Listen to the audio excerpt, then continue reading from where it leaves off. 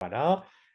Je démarre donc mon intervention, la franchise, pourquoi ça marche et comment ça marche. Donc, moi j'aime bien commencer par ce contraste, cette contradiction, parce qu'à l'école, on nous a appris que copier, c'est tricher, c'est pas bien. Et puis dans la franchise, c'est un système où on a le droit de copier, on paye pour copier, et en plus, on nous demande de ne pas faire n'importe quoi et de copier comme il faut. Donc, on va voir pourquoi ce principe et pourquoi ça fonctionne. Alors, pourquoi la franchise? La première chose qu'il faut comprendre, ce sont les motivations des uns et des autres. Si on ne comprend pas la motivation de son partenaire, on aura beaucoup de mal à comprendre les obligations qu'il nous demande, les services qu'il nous demande, les contraintes, et on aura du mal aussi à lui demander ce qu'il est prêt à donner et à comprendre les avantages qu'il nous procure. Donc le franchisé, lui, il veut d'abord copier un succès et limiter ses risques. Si, si un franchiseur ne comprend pas ces deux motivations principales, s'il n'aide pas le franchisé à réussir et à copier son propre succès, ce qui veut dire beaucoup de choses au niveau de l'assistance, de la formation, du transfert de savoir-faire. Et s'il ne travaille pas aussi pour limiter les risques du franchisé, eh bien, euh, son réseau ira à l'échec. Il faut absolument que le franchiseur respecte ces deux motivations principales de tout franchisé, sachant que certains acceptent de prendre plus de risques que d'autres, que c'est tout à fait normal. La proportion entre copier un succès et prendre des risques et limiter ces risques varie évidemment d'un individu, d'un franchisé à l'autre. Et puis, pourquoi le franchiseur accepte de se faire copier? Et pourquoi il veut être bien copié? C'est quand même un peu bizarre. J'ai un concept qui fonctionne, je suis rentable, mes unités franchisées, que ce soit des magasins ou de la prestation de services, sont rentables, je peux me développer, et puis, à un moment donné, j'ouvre les bras à des investisseurs, entre guillemets, étrangers, en tout cas qui ne sont pas de ma famille ou de mes proches, et je vais leur donner les moyens de faire la même chose que moi et de me copier. Alors, c'est peut-être un peu bizarre comme motivation dans certains cas. Alors, quels sont les différents cas où un franchiseur ou un entrepreneur accepte de devenir franchiseur et souhaite se développer par la franchise? Le premier point, comme vous le voyez sur l'écran, c'est se développer plus vite.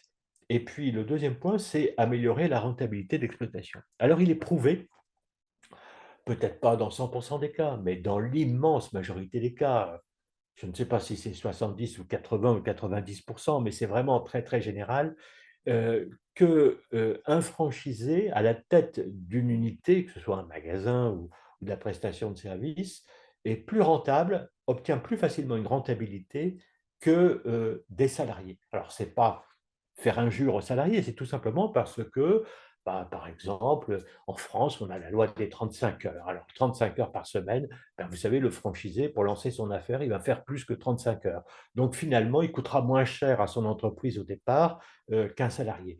Et puis, ben, on sait bien que quand on a une équipe de magasins avec des salariés, eh bien, il faut qu'il y ait des directeurs de magasins, des directeurs régionaux, un encadrement plus conséquent que quand on a affaire à des indépendants, et cette structure, elle coûte cher. Et puis, peut-être aussi qu'un franchisé, bon, je vais un petit peu le critiquer, quelquefois il est peut-être plus radin, mais c'est pas sûr. En tout cas, il est certainement plus proche de son argent et de son tiroir caisse que si c'était pas sa propre affaire. Donc, il va faire certainement, en général, plus attention. Donc, la rentabilité, souvent, s'avère meilleur dans un réseau de franchise que dans un réseau de succursales. Souvent, ce n'est pas toujours parce qu'à partir d'une certaine taille, la taille des structures, si vous voulez, d'un hypermarché, bon, être franchisé d'un hypermarché, est-ce que ça apporte plus de rentabilité que d'être en succursale? C'est pas évident du tout parce que vu la taille des structures, les moyens mis en œuvre, je ne pense pas que dans ce cas-là, ce soit prouvé. Voilà. Et puis le deuxième point, c'est que le franchiseur, il se développe avec l'argent des autres. Alors je le dis de manière un peu provocante, mais finalement, imaginons le cas assez standard de quelqu'un qui a 3 magasins. Il a 3 magasins, ces magasins fonctionnent, et il va voir le banquier en disant, mes 3 magasins fonctionnent, j'ai trouvé un emplacement pour faire un quatrième magasin, est-ce que vous allez me prêter de l'argent pour que je puisse ouvrir le quatrième magasin? Et là, le banquier lui dit, mais oui, bon, d'accord, vous avez une bonne rentabilité, oui, d'accord, vous avez des magasins qui fonctionnent, mais moi, je vous ai déjà prêté beaucoup d'argent pour les 3 premiers magasins, et le rapport entre le risque encouru et les garanties que vous offrez, ça devient un peu plus difficile. Alors, je le présente comme ça, c'est peut-être au deuxième magasin ou au 25e magasin que ça va arriver, mais c'est quand même le problème du financement qui, généralement, gêne le franchiseur, gêne un entrepreneur qui a du succès pour poursuivre son développement. Se développer, ça coûte de l'argent. Se développer, ça demande des moyens financiers importants. Et à un certain moment, l'entrepreneur qui a un certain nombre de magasins va devoir réfléchir et se poser la question. Soit je continue à me développer lentement avec mes moyens, soit je prends des associés ou des sociétés de capital risque et je vais partager le pouvoir dans mon entreprise, partager la propriété. Est-ce que je suis capable de faire ça, de gérer cette situation? Soit je me lance en franchise, c'est-à-dire que oui, je vais partager mon succès, mais avec des gens qui sont maîtres chez eux, et moi, je reste maître chez moi. Évidemment, il y aura un certain nombre de règles pour que ça fonctionne, mais au moins, on est chacun chez soi et on a la possibilité, aussi bien côté franchisé que côté franchiseur, de gérer son affaire en autonomie et en indépendance relative, parce qu'on dépend quand même un petit peu des uns des autres, et c'est ce qu'on va voir tout à l'heure. Donc voilà les motivations du franchiseur. Et c'est pour ça qu'on dit de temps en temps que le franchiseur se développe avec l'argent des autres, puisqu'il va ouvrir des magasins qui vont appartenir à ses franchisés. Et qu'est-ce qu'il va gagner?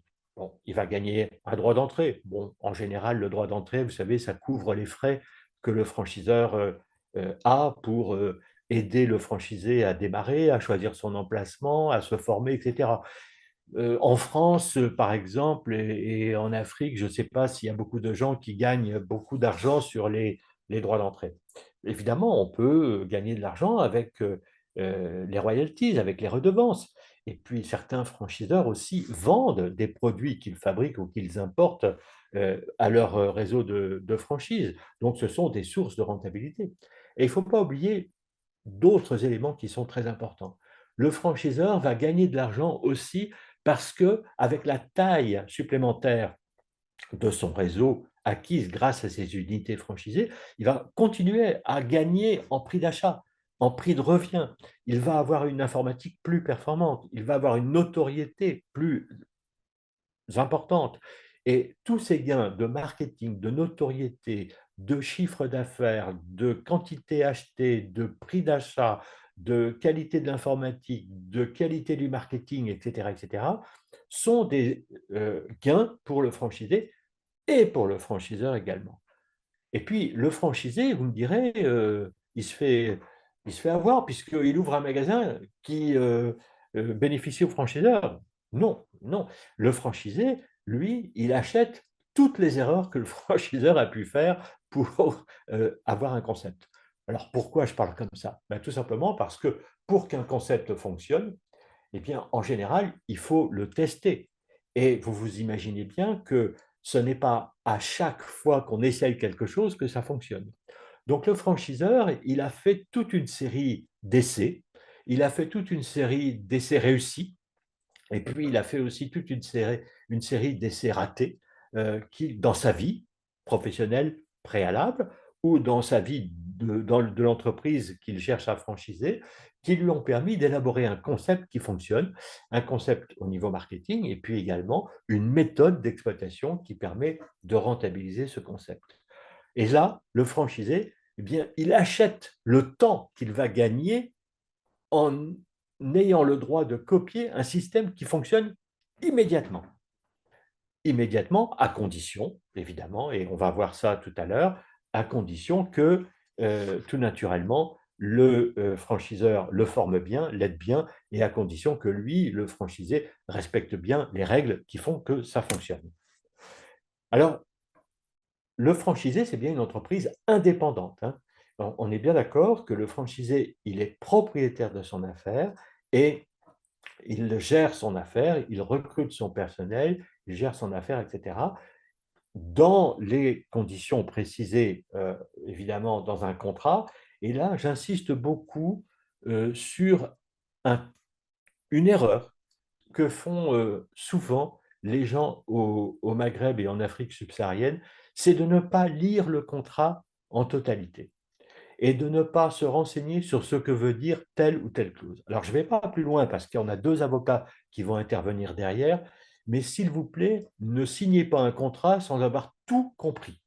Je ne vais pas plus loin, deux spécialistes vont intervenir sur le sujet tout à l'heure.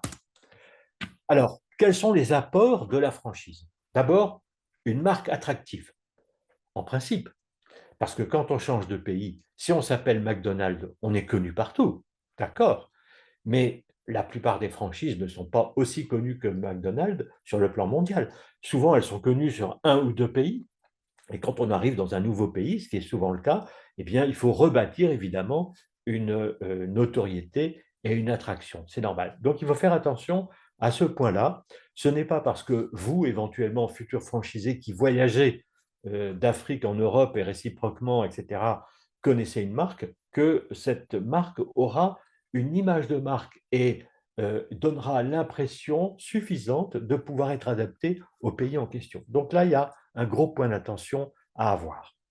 Deuxièmement, un aménagement intérieur pratique et performant. Voilà, tout est packagé, c'est prêt à l'emploi, les machines sont là, les meubles sont là, ils sont adaptés à la collection de produits, etc. Évidemment, une collection de produits bien définie. Et là, j'insiste, parce que il faut quelquefois s'adapter, adapter une collection de produits ou une carte de restaurant à un nouveau pays, mais on ne peut pas faire n'importe quoi. Il y a quelques années, dans un réseau que je ne vais pas nommer au Maroc, on avait des franchisés qui n'avaient pas bien lu le contrat, et celui de Fès et celui de Meknès n'avaient pas tout à fait la même collection en tête de produits. Donc, il y en a qui déviaient un peu à droite, un autre qui déviait un peu à gauche, et ce réseau n'a pas réussi à garder l'homogénéité de sa collection, ce qui fait que les clients n'avaient pas la même image de marque en tête à Fès et à Meknès, à Rabat et à Casablanca, et ce réseau est parti en débandade parce qu'il n'a pas tenu une collection de produits suffisamment homogène au niveau du pays, ce qui, encore une fois, n'interdit pas qu'il y ait des adaptations, non pas ville par ville, ça c'est rarement nécessaire, mais pays par pays, oui, bien sûr. Une proposition de service, c'est comme une proposition de produit, évidemment, il faut que ce soit bien établi, hein, ça c'est sûr. Des processus commerciaux, des techniques, un approvisionnement, une logistique. Et là, en Afrique, on a souvent quelques difficultés parce que quand on importe des produits de l'étranger, bien on sait qu'il y a des barrières douanières, il y a aussi des tarifs douaniers, il y a aussi des difficultés dans le fait que malgré que ce soit possible, et bien de temps en temps, il y a malgré que ce soit légal, il peut y avoir des blocages en douane. Il y a voilà, des pratiques qui sont quelquefois un peu délicates. Donc, il faut faire attention à ça. Et puis, il faut vérifier, par exemple, dans la restauration, il y a des concepts où il faut importer une sauce très spécifique de tel ou tel pays. Bon, vérifions que c'est légalement possible et que ça va fonctionner, hein. C'est important. Le système informatique, j'insiste beaucoup là-dessus. Quand j'ai démarré en franchise, c'était en 1975 chez Pingouin, dans le fil à tricoter, il n'y avait pas de micro-informatique, il n'y avait pas d'Internet. Donc, on découvrait la situation des franchisés quand on arrivait chez eux, sur place. On regardait leur cahier de compte, on regardait le magasin et on découvrait tel ou tel problème. Et c'est seulement à ce moment-là qu'on commençait à penser à mettre en place des solutions. Parce qu'avant, on ne connaissait pas les problèmes. On ne voyait que s'il y avait une baisse des commandes, mais on ne connaissait pas les raisons de cette baisse de commandes.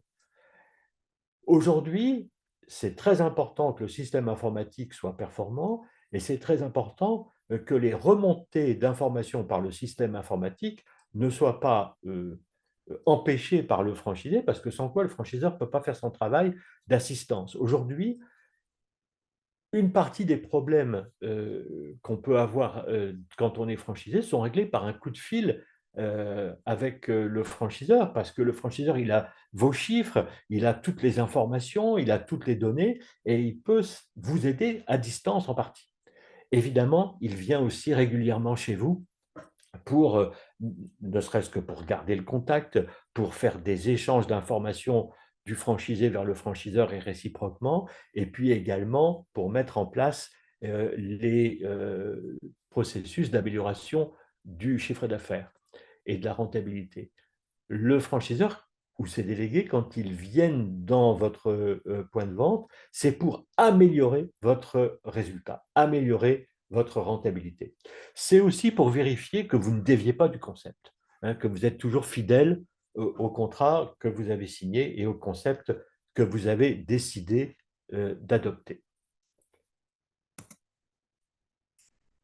Alors, ce que je viens de dire, c'est un peu le savoir-faire.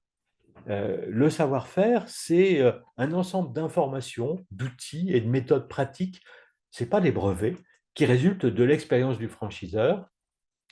Et souvent, c'est consigné dans un classeur. Et dans bien des franchises, ce classeur, il est tout beau et puis on le met dans, dans une étagère et on ne l'ouvre pas. Non, non, il faut au contraire que ce soit un vrai manuel pratique. Alors que ça peut être fait avec des classeurs, du papier, ça peut être aussi avec quelque chose qui se trouve sur l'ordinateur, ça peut être une vidéo qui démontre comment on fait ceci, comment on fait cela. Donc, ce qu'on appelle la Bible, hein, ce qu'on appelle le manuel d'exploitation, est le reflet de ce savoir-faire et permet, après la formation, qui est extrêmement importante et qui est donnée par le franchiseur, de continuer à bénéficier de ce référentiel, de ce manuel, de ce guide qui nous permet de faire le travail comme il faut, à condition, bien entendu, qu'on l'utilise. Et si j'en parle, c'est parce que quelquefois, on a tendance à le mettre de côté et à ne pas s'en occuper, ce qui est une grosse erreur. En théorie, les secrets, mais vous savez, les secrets, ce n'est pas fait pour durer. On va dire que le savoir-faire, il doit être original, substantiel, ça veut dire qu'il sert vraiment à quelque chose, c'est concret, c'est utile, et identifié, c'est-à-dire qu'on peut le décrire, et notamment par les manuels dont je viens de vous parler. Alors, le franchiseur, qu'est-ce qu'il apporte? Une marque, une enseigne, un savoir-faire, un accompagnement hein, constant, une assistance constante pendant la durée du contrat, une formation initiale et une formation permanente aussi. Et puis, très important, le franchiseur, il est responsable de faire évoluer son concept, parce que le marché va évoluer, parce que les consommateurs vont évoluer, parce que la concurrence ne va pas rester inactive et va être de plus en plus agressive, probablement, ou en tout cas de plus en plus concurrente, si je peux m'exprimer ainsi. Donc, c'est très important que le franchiseur garde un budget, du temps, des effectifs pour réfléchir à l'évolution de son concept et qu'il sollicite aussi ses franchisés pour leur demander comment ils sentent que ce concept doit évoluer. Et le franchiseur, il apporte également une logistique, des achats fournisseurs, etc. Le franchisé, lui, c'est une entreprise indépendante. Il est responsable de la gestion de son entreprise. C'est lui le patron de ses salariés. C'est lui le propriétaire du local commercial ou du contrat de location. Et il utilise la marque. Il copie et respecte le concept. Il suit les formations, sans quoi ça ne sert à rien. Mais si j'en parle, c'est parce que de temps en temps, il y en a qui disent ah ben, j'ai pas besoin de ça ou j'ai pas le temps. Ben oui, ça, c'est une grosse erreur. Et bien entendu, il paye ce qu'il doit. Donc, il paye sa marchandise, il paye un droit d'entrée, il paye des royalties en fonction des contrats et en fonction des taux qui ont été décidés. À ce propos, entre les 0,25%, donc je dis bien les 0,25% qui peuvent être demandés comme redevance pour un hypermarché, et les 17% qui sont demandés par un concept de prestation de services intellectuels comme Action Coach, il y a tout. Alors, on parle souvent de 5% dans la restauration, de 3% dans les textiles. Bon, c'est très, très variable et il faut regarder vraiment dans le contrat ce qui se passe, et puis surtout, vérifier si les franchisés trouvent que ça vaut la peine de payer ça. Donc, je vais passer rapidement sur l'aspect du contrat, mais il faut savoir que il y a un certain nombre de cas où on parle de franchise alors que c'est simplement de la concession. Il y a 3 niveaux de contrat. Je ne pense pas que les avocats vont en parler tout à l'heure, donc je me lance là-dessus. La licence de marque, ben, ça permet de mettre une marque comme enseigne dans un magasin. Mais si on n'a pas les mêmes produits dans le magasin, ça ne sert pas à grand-chose. Donc, en général, il y a un deuxième niveau, en plus de la licence de marque, qui est d'avoir des obligations de vendre un certain type de produit, d'avoir également le droit de vendre ces produits dans une zone déterminée. Et alors, licence de marque plus cette question des collections de produits qu'on a le droit de vendre et qu'on doit vendre dans une certaine zone, ça s'appelle un contrat de concession. Et si on ajoute à ça un transfert de savoir-faire, une formation, une assistance permanente, à ce moment-là, c'est une franchise. Voilà. Donc, c'est une présentation simple des choses, peut-être simpliste, mais ça fonctionne, c'est la réalité. Ça, on n'aura pas trop le temps de rentrer dans le détail. Vous l'aurez dans le replay. C'est le job que fait un franchiseur chez son franchisé lorsqu'il le visite pour améliorer les résultats. Et vous voyez, on part toujours du tableau de bord. On part toujours des résultats précédents. Donc ça, voilà. Vocabulaire. Franchise, on vient d'expliquer ce que c'est. Multifranchise, c'est quelqu'un qui a plusieurs unités du même franchiseur. Il a 3 magasins ou 10 magasins qui s'appellent tous Kiabi et qui sont tous au même concept, Kiabi ou un autre, hein, voilà. Mais c'est plusieurs magasins dans un seul concept. Et ces gens-là sont quelquefois appelés à tort master franchise. On verra tout à l'heure ce que c'est. Plurifranchise, c'est quelqu'un qui a des franchises de marques différentes. Franchise corner, c'est quand on a une franchise qui ne fait qu'un coin de son magasin. J'ai un magasin de 1000 mètres carrés et à l'intérieur, j'ai 50 mètres carrés de, je ne sais pas moi, Camailleux ou d'Artempion. C'est rare, c'est de plus en plus rare.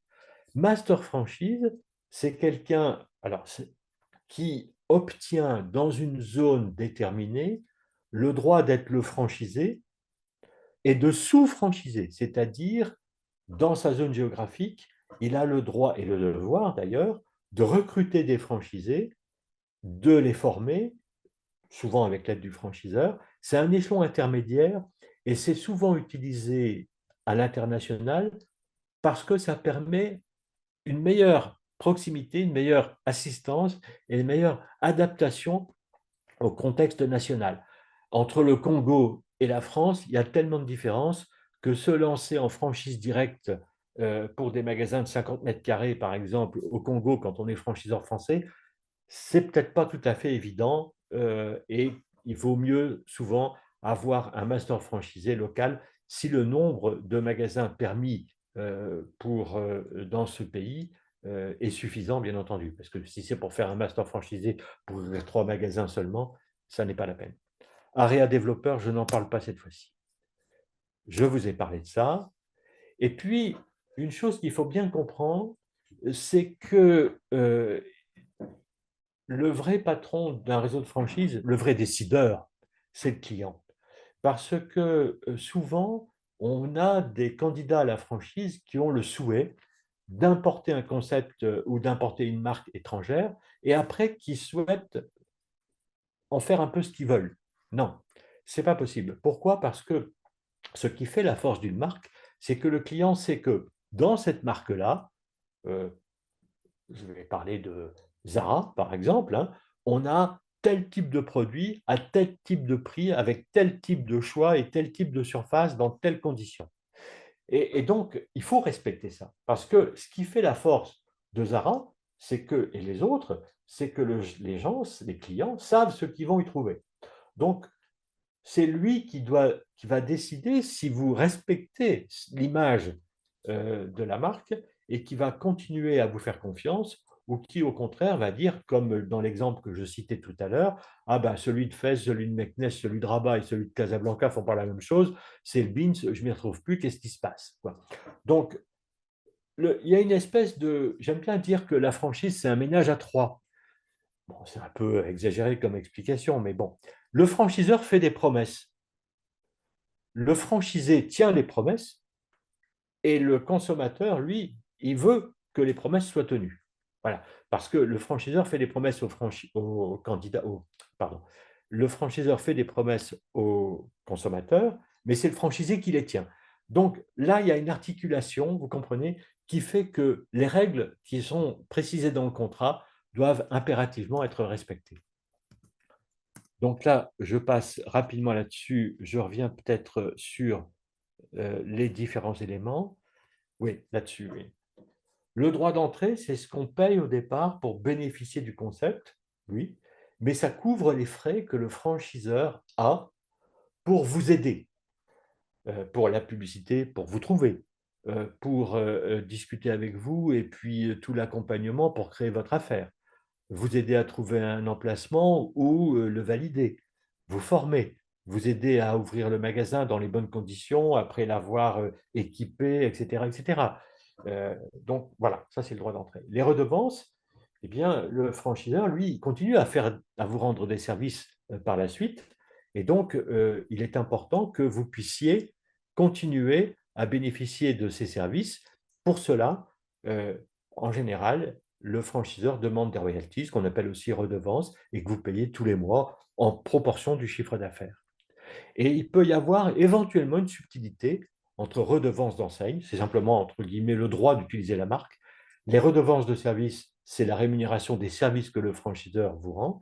Et les redevances publicitaires, eh bien, souvent, il y a un budget publicitaire qui est alimenté en partie par les franchisés, un budget publicitaire national qui est alimenté en partie par les franchisés et en partie par le franchiseur pour le bien du développement du réseau.